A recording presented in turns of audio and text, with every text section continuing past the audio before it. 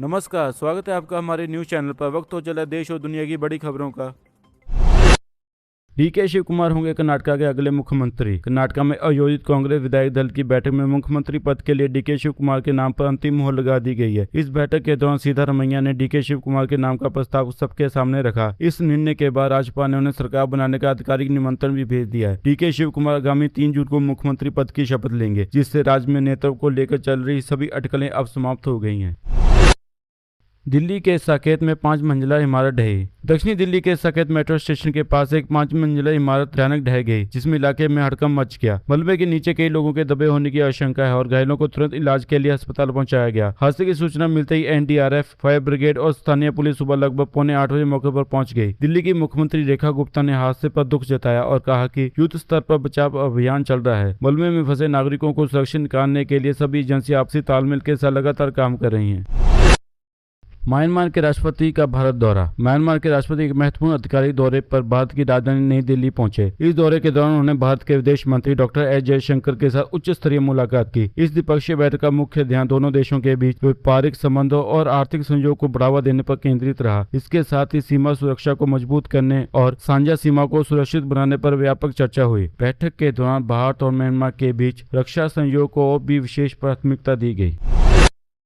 पश्चिम बंगाल में टीएमसी नेताओं के खिलाफ जनता का आक्रोश। पश्चिम बंगाल में तृणमूल कांग्रेस के नेताओं को स्थानीय जनता के भारी विरोध और गुस्से का सामना करना पड़ रहा है। एक उग्र और आक्रोशित भीड़ ने टीएमसी के प्रमुख सांसद अभिषेक बनर्जी के खिलाफ जोरदार प्रदर्शन किया। इस बढ़ते तनाव और सुरक्षा कारणों के बीच आवश्यक प्रशासनिक और लॉजिस्टिक कदम उठाने पड़े। इसी उथल पुथल के बीच मुख्यमंत्री ममता बनर्जी अपोलो अस्पताल से वेलाव्यू हॉस्पिटल चले गई। यह घटना राज्य के कुछ हिस्सों में बढ़ते जन आक्रोश और राजनीतिक तनाव को दर्शाती है। दिल्ली पुलिस ने आतंकी अंडरवर्ल्ड मॉड्यूल का किया भांडाफोड़। दिल्ली पुलिस ने गुप्त रूप से काम कर रहे एक खतरनाक आतंकी अंडरवर्ल्ड मॉड्यूल का सफलतापूर्ण पर्दाफाश किया। सटीक खुफिया जानकारी के आधार पर कार्रवाई करते हुए पुलिस ने इस मॉड्यूल से जुड़े 8 प्रमुख आरोपियों को गिरफ्तार किया। गिरफ्तारी के बाद सभी 8 आरोपियों को जेल भेज दिया गया और मामले की आगे की जाँच जारी है। जाँच में सामने आया कि इस सक्रिय मॉड्यूल के निशाने पर मुख्य रूप से दिल्ली के कई महत्वपूर्ण स्थानों लोग थे। सुरक्षा बलों की इस मुस्तैदी के राजधानी में एक बड़ी आतंकी साजिश को समय रहते नाकाम कर दिया गया।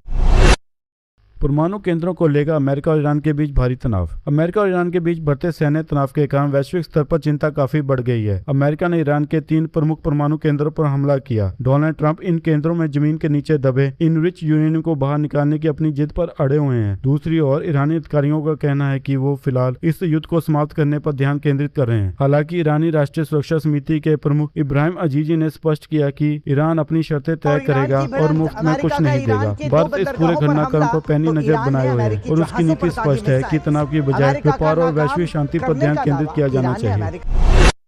देश भर में मौसम का मिजाज बदला। भीषण गर्मी से मिली राहत। भारत के कई प्रमुख हिस्सों में अचानक मौसम के मिजाज में एक बड़ा और महत्वपूर्ण बदलाव देखने को मिला। हरियाणा, चंडीगढ़ और तिरुवनंतपुरम सहित देश के विभिन्न क्षेत्रों में तेज हवाओं के साथ जोरदार बारिश दर्ज की गई। इस अचानक हुई बारिश के कारण भीषण गर्मी और लू की मार झेल रही आम लोगों को भारी राहत पहुंचाई है। लगातार हुई इस बारिश के कारण प्रभावित क्षेत्रों में तापमान तकरीबन 15 डिग्री सेल्सियस तक की भारी गिरावट दर्ज की गई, जिसमें मौसम काफी सुहावना हो गया है।